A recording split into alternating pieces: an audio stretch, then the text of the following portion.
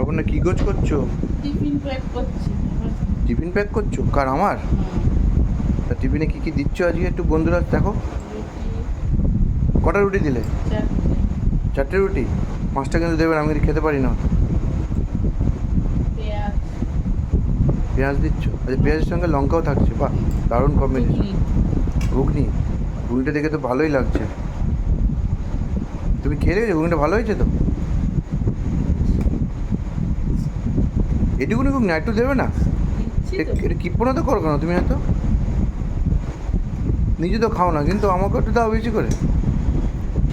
বেশ বেশ, ঠিক আছে ঠিক আছে, আবার বেশি দিও না, তোমাদের কম পড়ে যাবে।